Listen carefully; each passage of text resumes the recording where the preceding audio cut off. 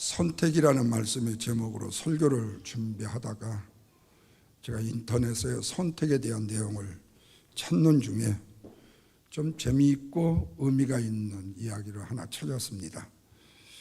인생이란 무엇인가?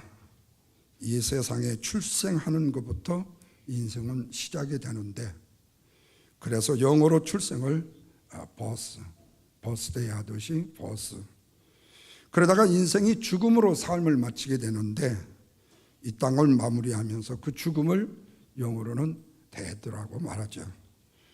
그러면 이 출생과 죽음 사이에 무엇이 우리를 기다리고 있을까? 이렇게 물으면 좀 어렵겠지요. 그래서 좀 더 쉽게 대답을 얻어내기 위해서 질문을 바꾸어 보겠습니다. 우리가 ABC들을 다 배우셨으니까 영어 알파벳에 B와 D 사이에 뭐가 있죠? C가 있겠죠. 너무 쉽죠? 예.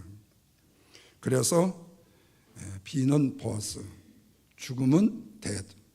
그렇다면 C는 무엇일까요? 그 대답은 바로 초이스, 선택을 의미하죠. 다시 말하면 우리의 일생의 출생과 죽음 사이에 뭐가 있다요?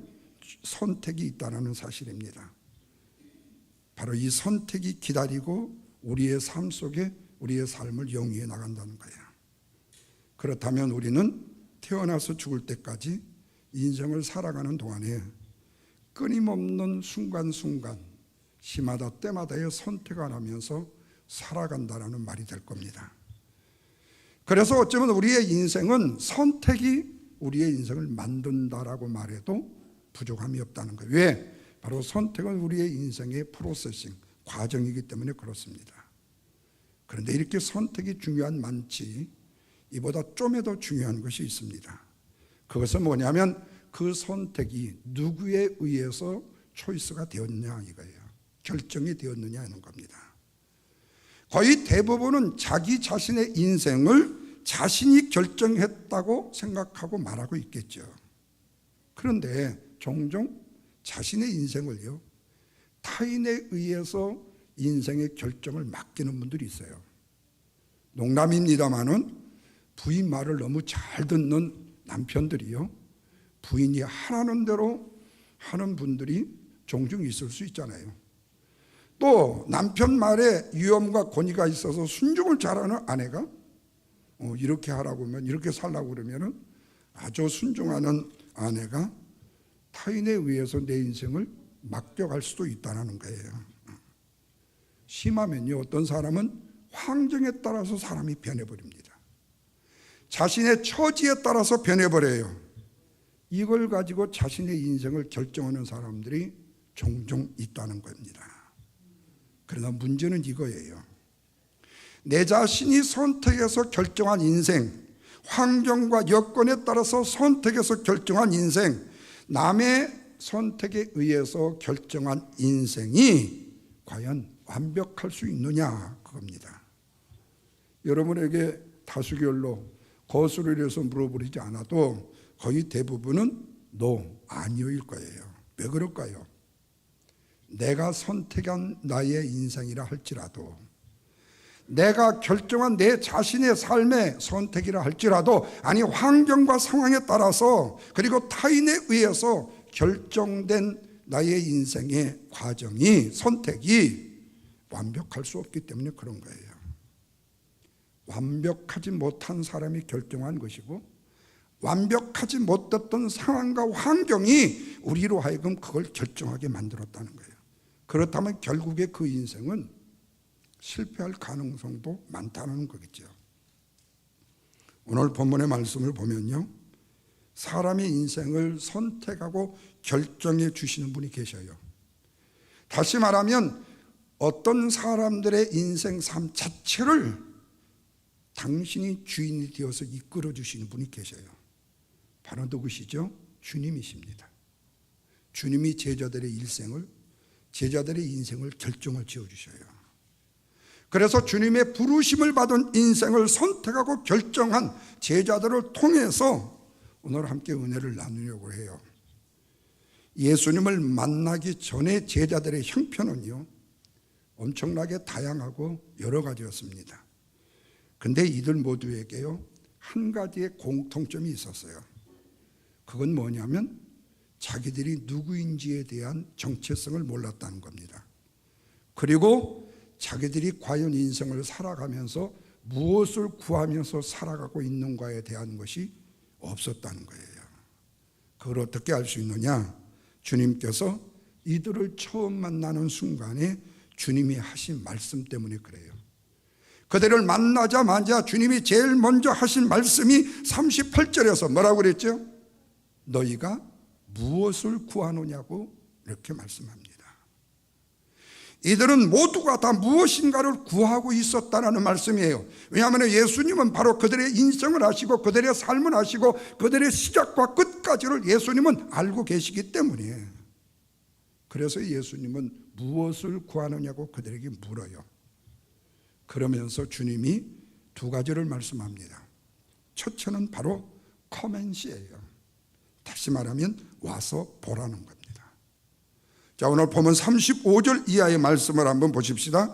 이튿날 요한이 자기 제자 중 두 사람과 함께 섰다가 뭐라고 그랬죠? 예수께서 건의심을 보았다 그랬어요. 그러면서 뭐라고 말했죠? 보라, 하나님의 어린 양이로다. 그러자 두 제자가 그 말을 듣고 누구를 따랐어요? 예수를 따랐다고 말씀합니다. 이 말씀을 보면 세례 요한이 예수님에 대해서 저분이 세상 죄를 지고 가는 하나님의 어린 양이라고 증언한 이튿날이었어요. 그러자 세례 요한이 제자 중 두 사람이 예수님의 다니심을 보고 또한 그 말을 듣고 예수를 따랐다고 성경은 말씀하고 있습니다. 이 두 사람이 누구냐? 한 사람은 안드레인데 그 다음 사람은 누구라고 이름은 없지만 추측해 본데 요한이라고 생각할 수 있어요.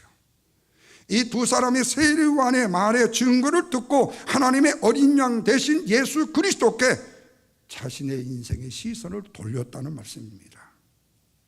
세례 요한의 증언을 듣고 예수님을 따라갔다고 그랬어요. 그들은 예수님의 증언에 겸손했습니다. 이렇듯이 여러분, 진정한 제자는요, 겸손하게 상담에게 말을 경청하는 사람이어야 된다 그래요.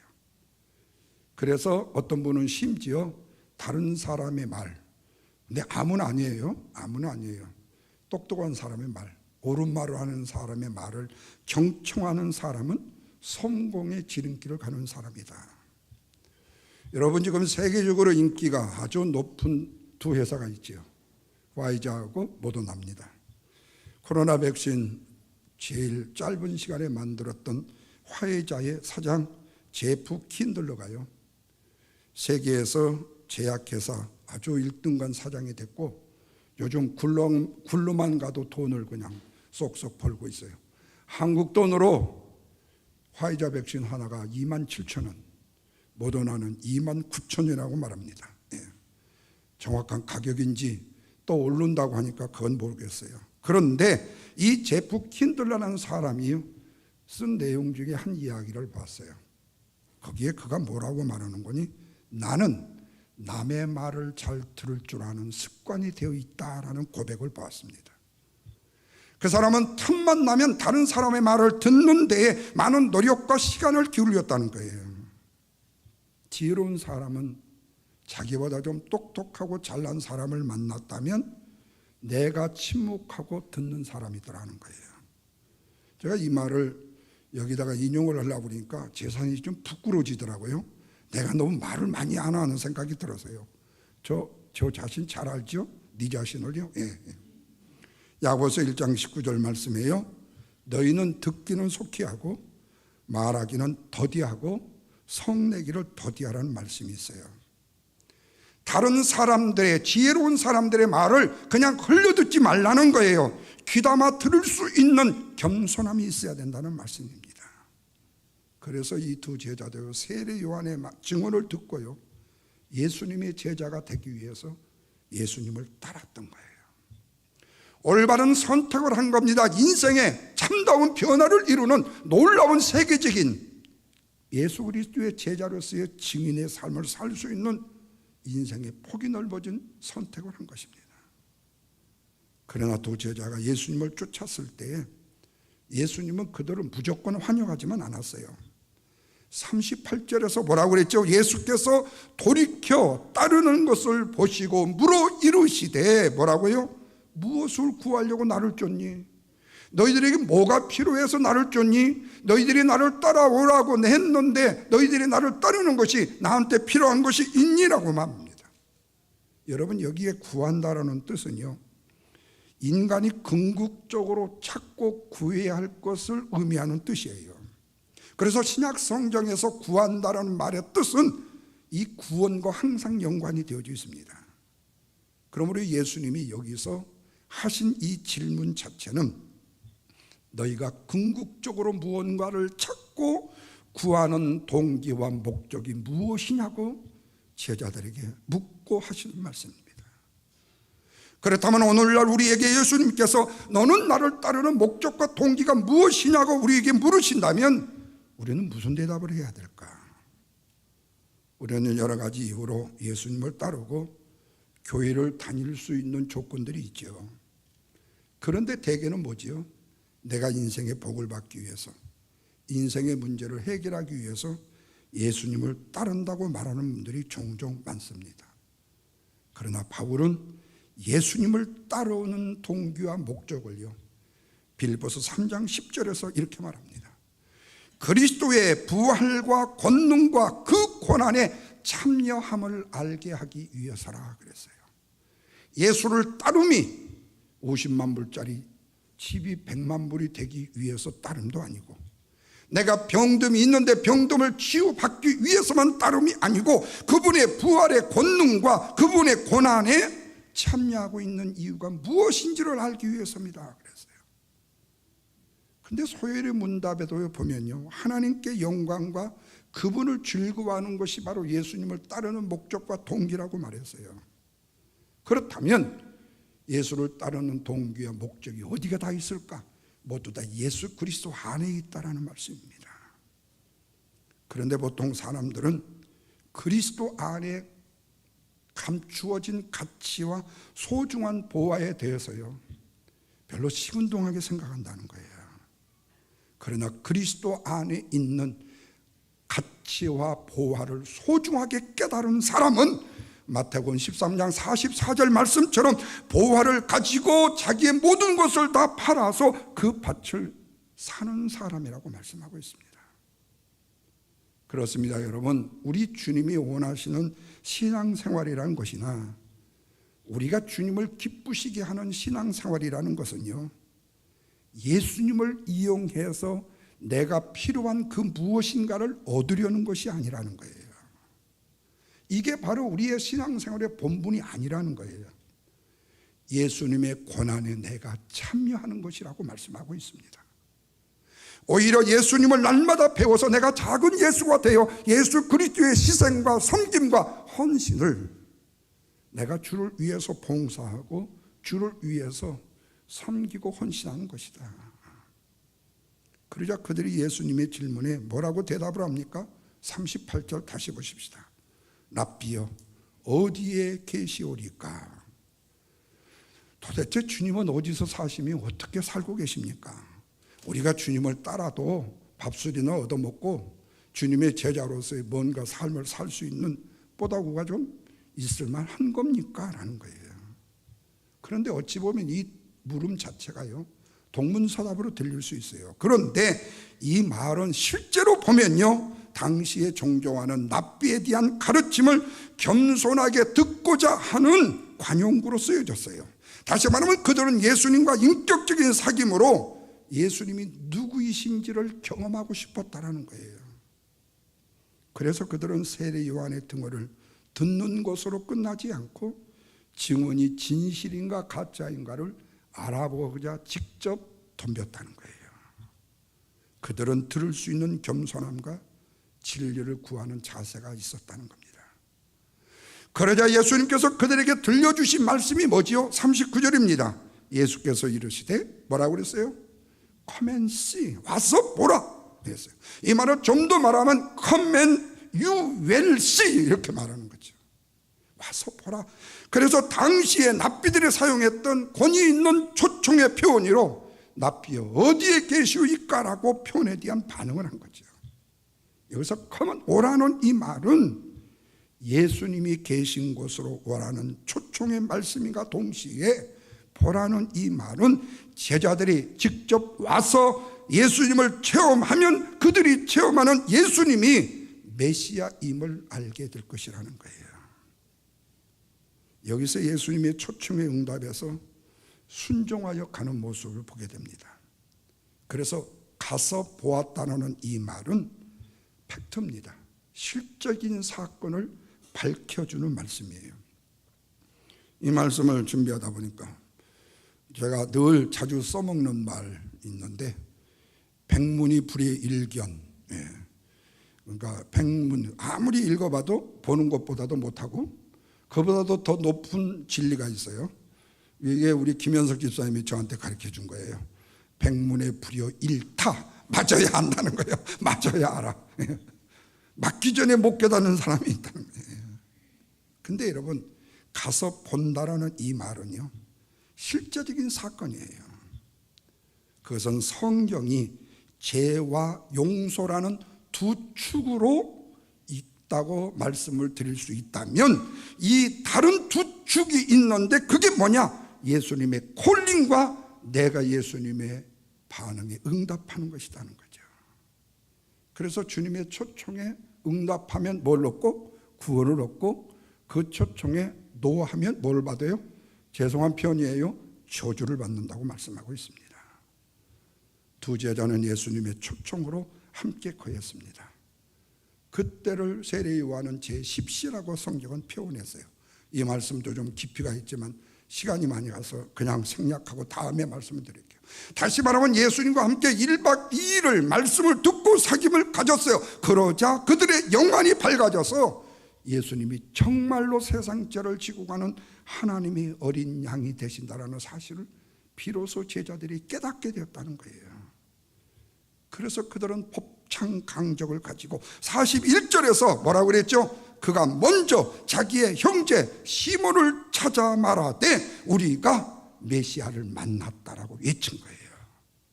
그들이 지금 동안 오랫동안 찾고 있던 메시아를 마침내 내가 만나 찾아냈다는 겁니다.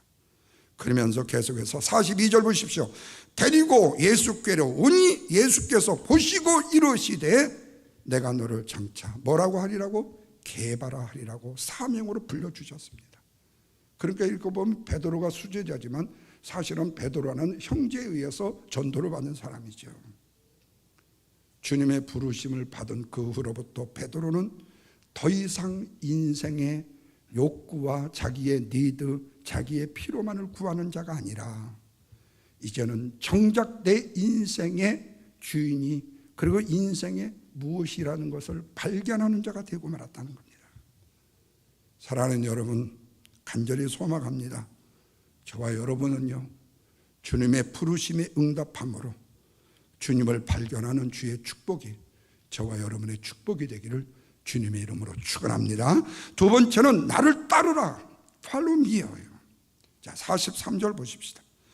이튿날 예수께서 갈릴리로 나가시려 하시다가 빌립을 만나 이르시되 나를 따르라고 말씀하셨다고 했어요. 여기서도 예수님은요 생각이 너무 많고 계산이 빠르고 인생이 굉장히 복잡한 빌립한테요 나를 따르라고 말씀으로 제자로 불러주셨어요. 그런데 빌립이 그렇게 계산 많고 따지기 좋아하는 빌립이요 주님의 영적인 권위에 꽉 눌려서인지 압도가 되어서인지 즉시로 예수님을 쫓았다고 말씀하고 있어요. 그래서 여러분 우리가 전도하려고 하는 사람이 세상 말로 좀 깐깐하고 더 심하게 말하면 깐죽거린다 할지라도요 절대로 낙심하지 마시고 예수 그리스도의 이름으로 오라고 부르란 말이에요. 예수를 쫓으라고 영접하라고 선포하라는 겁니다. 왜?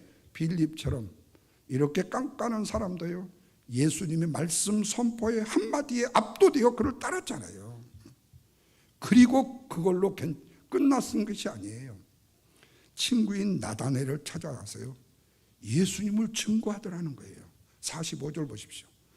모세가 율법에 기록하였고 여러 선지자가 기록한 이를 우리가 만났는데 그분이 바로 요셉의 아들 나사렛 예수시더라, 이렇게 말합니다. 그러자 나다나엘은 더 깐죽거리는 사람이었어요. 그러면서 46절에서 뭐라고 말하죠? 메시아는 다윗의 동네에서 태어난다는 상식적으로 빌립의 증언을요 받아들이지를 못한 겁니다. 왜? 나사렛이라는 곳에서는 어떤 선한 것도 날 수 없다라는 자기들만의 통용적 관심이 있었어요. 편견이 있었습니다.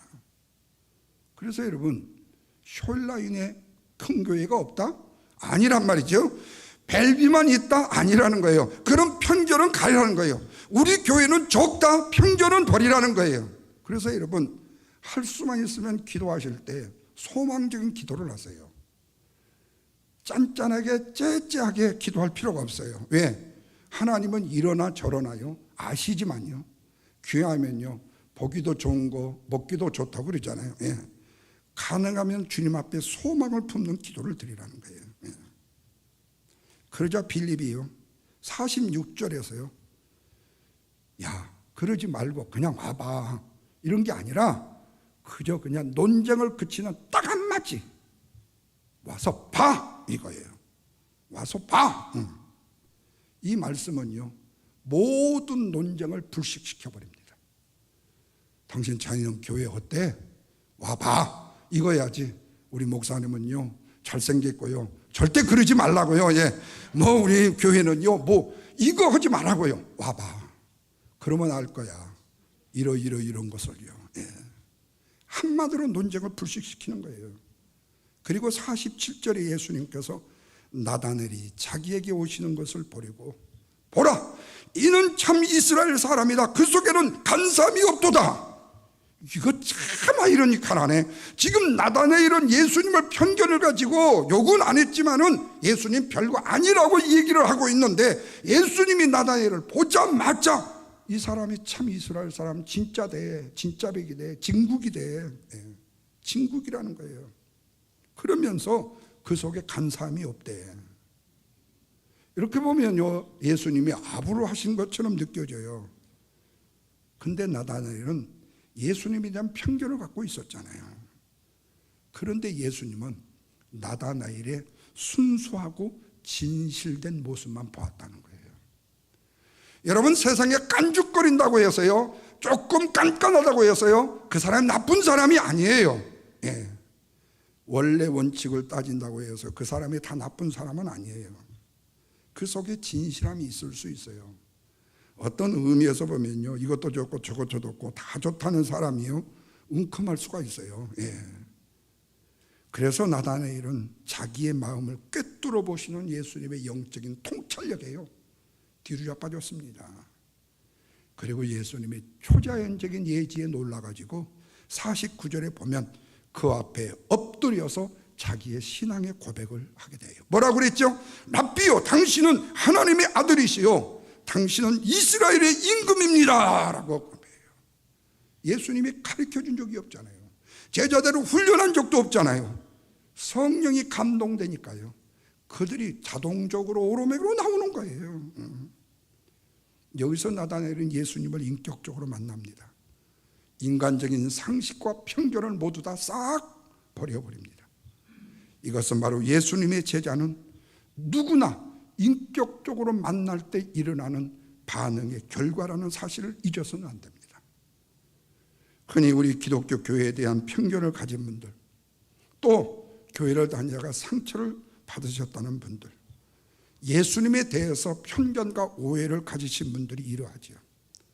심지어는 동양 종교에 심취해 있는 사람들은요 기독교를요 서양 종교라고 표현하지 않습니까? 아예 그 복음을 받아들려고도 하지도 않잖아요. 이것이 얼마나 무서운 편견이고 무지의 극치인지 몰라요. 또한 교회에 다니는 크리스찬에 대해서 이런저런 상처를 가지신 분들이 예수를 메시아로 만나기가 어렵고 힘든 경우가 많아요. 이런 경우에는요 다툼과 변론으로 가지 말라니까요. 성경을 들이대도요 이단은요 안 믿어요. 왜? 지성경만 믿지 우리가 전하는 성경은 안 믿어요. 그래서 이단과는요 논쟁하지 마세요. 무조건 오라고 그래서요. 요즘에는 우리 집이 그 여호와 증인인데 이 사람들이 안 오는데 웨스시에 살 때는요 아주 주일 아침마다 와요. 그 11시 예배 드리면 끝나니까요. 일부 예배 8시 반 드리면은 그때까지는 안 와. 그러니까 그 꼴 안 봐. 절대 오지 않아요. 근데 여러분, 다툼이나 변론을 가지고요 진리가 들어간다? 천만의 말씀입니다. 그걸로 이겼다는 사람이 없어요. 그런데 빌립이 어떤 지혜를 발휘했습니까? 예수님의 전도 방법이에요. 와서 보라. 커맨시예요. 와서 보라는 이 말은요 변론이 필요 없습니다. 말싸움으로 번질 위험성이 없습니다. 가장 효과적인 전도 방법입니다. 와서 보면 오해와 상처와 편견이 풀려져요. 왜? 복음의 영향력 때문에 그런 것입니다. 여기서 나다나엘이 훌륭한 점은 이런 자기의 생각과 고정관념을 말씀 한마디 듣고 와서 보라는 초청에 모두 다 깨고 여호와께 나왔다는 거예요. 하나님 앞에 나왔다는 거예요. 예수님 앞에 나왔다는 거예요. 예수님은 이런 나다나엘을 보시고 어떻게 칭찬하셨다고요? 보라, 이 사람은 참 이스라엘 사람이라고요. 그 속에 간삼이었다고요. 나다나엘은 율법을 연구하고요 가르치고 그다음 다른 사람들에게 전하기를 힘썼던 사람입니다. 그것도 자기를 드러내지 않고요 무화과 나무 아래서요 조용하고 은밀하게 하나님의 관계에만 힘을 썼던 유대주의자였어요. 그런 예수님께서 그런 자를 주목하고 계시고 보셨다는 거예요. 비록 하나님을 알지 못하고 제대로 알지 못하고 예수 그리스도를 제대로 알지 못하는 자였지만 하나님에 대해서 알려고 연구하고 가르치려고 하는 이런 사람들이에요. 그리고 예수님은 이런 나다나엘에게 놀라운 말씀을 하셔요. 50절 51절 보십시오. 예수께서 내가 너를 무화과 나무 아래에서 보았다는 말을 믿느냐? 이 말은 뭐죠? 믿어라 그 말이에요. 내가 진짜 보았다는 거예요. 그런데 말이다, 이보다 더 큰 일도 너는 보게 될 것이다. 어떤 일이죠? 하늘이 열리고 하나님의 사자들이 인자 위에 오르락내리락 하는 것을 보게 될 것이다. 이 말은 무슨 말이죠? 어쩌면 이 당시에 이 나다나엘이요 창세기에 나오는 야곱이 어디로요? 외삼촌집으로 도망할 때 광야에서 사닥다리 오르락내리락 하는 그 광경의 율법의 말씀을 보고 있었는지 모른다는 거예요. 이거는 추측이에요. 그래야 훨씬 더 좀 파워풀할 것 같아서 내가 하는 얘기예요. 근데 그렇게 얘기하는 추적학자들도 있더라니까요. 사랑하는 여러분, 결론입니다. 하나님의 일하심의 방법에는요 부르심이라는 것과 응답이라는 것이 두 가지가 이어집니다. 이 말은 인간을 로봇이나 기계로 만들지 않았다는 거예요. 응답이라는 것은 내가 결정하는 것입니다. 이것을 우리는 좋은 말로 멋진 말로 순종이라고 말을 합니다. 그래서 결정은 남에게 맡겨서는 안 된다는 것이 바로 오늘 말씀의 제목이에요. 여러분, 히틀러의 유대인 학살이요 지금 아프간 전쟁에서 그 텔레반들이 여자고 남자고 막 죽이고 IS가 지금 폭발물 설치해서 수백 명을 죽이는 사건이에요. 이런 양민의 학살 사건이 일어나는 이유가 뭔 줄 아세요? 내 결정이 아니어서 가능한 거예요. 내 독자적인 결정이 아니에요. 그거 자살폭탄 테러하는 사람이요 그 위에 있는 사람들한테 가지가지의 미혹을 다 받습니다.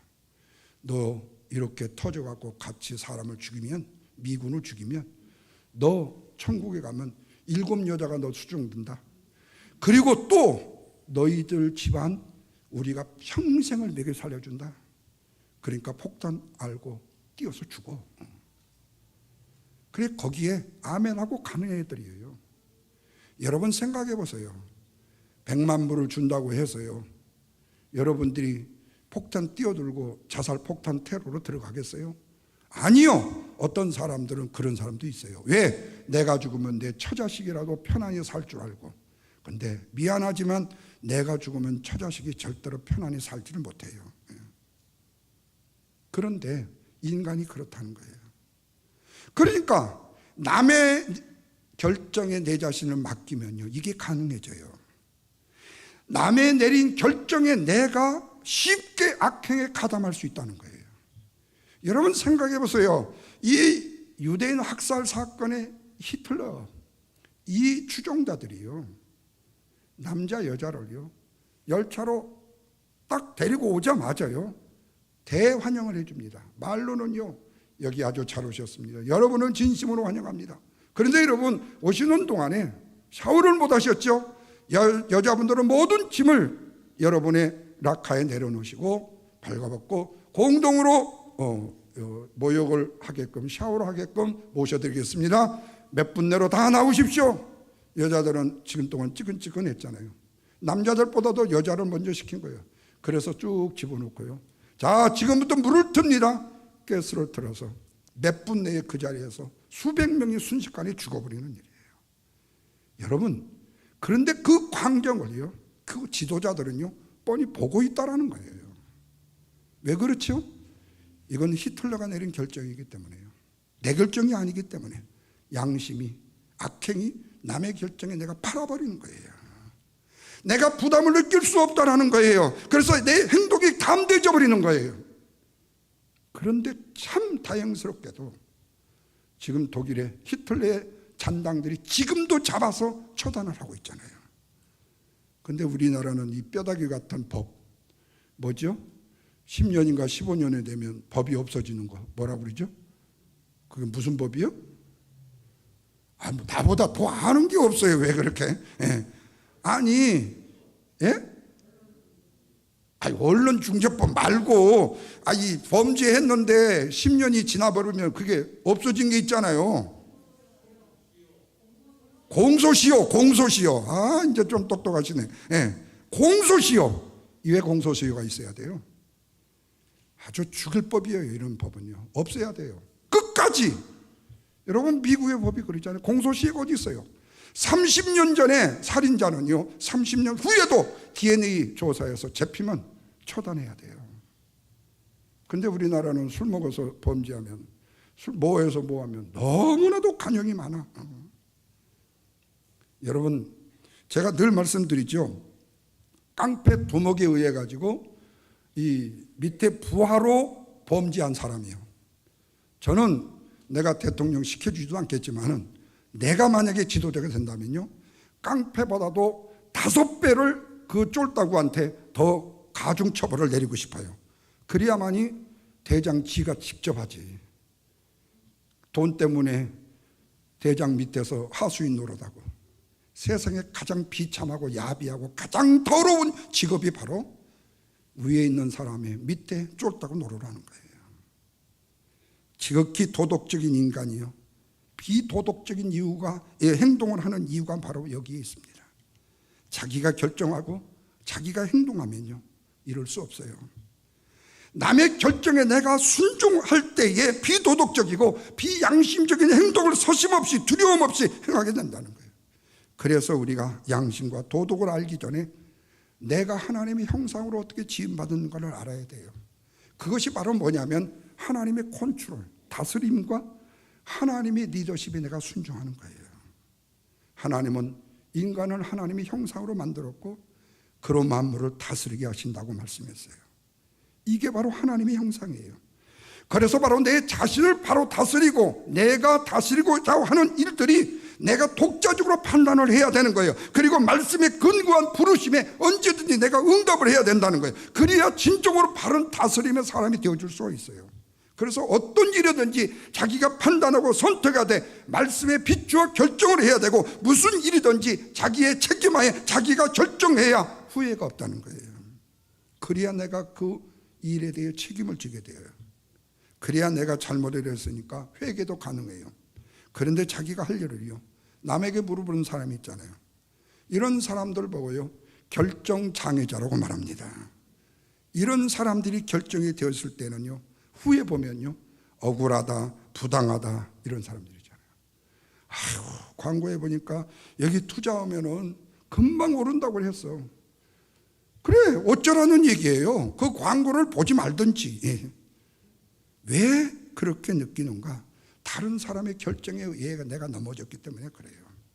내가 진실되게 결정을 했으면 억울함도 적고 부당함도 적고 자기 잘못된 결정에 대해서 실패를 통해서 내 인생을 배웠다고 깨끗이 포기해요.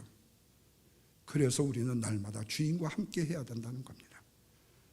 주님과 함께 하다 보면요, 정보를 모으게 되고요, 생각하게 되고요, 주님과 기도하게 되고요, 주님의 인도하심을 구하게 되어져 있어요. 그리고 결정하는 동안에 이미 그 사람은요, 쑥쑥쑥쑥 영적으로 성장하고 있다는 사실이에요. 여러분, 내가 어떤 결정을 내려야 될 때 그 일을 위해서 우리가 엎드려 기도해 보십시오. 그러면 그만큼 나는 영적으로 성숙해 가고 있다는 거예요. 하나님의 안목으로 변화되고 있는 겁니다. 성령을 통한 성화의 과정인 것입니다. 바라기는 주님의 부르심의 응답을 통해서 성숙한 자녀로 이끌어 가시는 하나님의 손길을 보고 저와 여러분의 인생을 결정할 수 있기를 바랍니다. 이것이 바로 하나님의 자녀됨과 동시에 예수님을 만난 사람, 그리고 미래의 가능성을 가지고 내 자화상을 그리면서 나아가는 좌절하지 않는 인생의 삶을 나아가는 사람이에요. 자꾸 현재 자기 자신의 모습을 보고 염려하고 두려워하지 말고 하나님의 눈으로 미래를 바라보고 꿈꾸는 사람이 되기를 바랍니다. 예수 안에서 나의 가능성, 미래에 펼쳐진 미래상을 보면서 기도하시라는 거예요.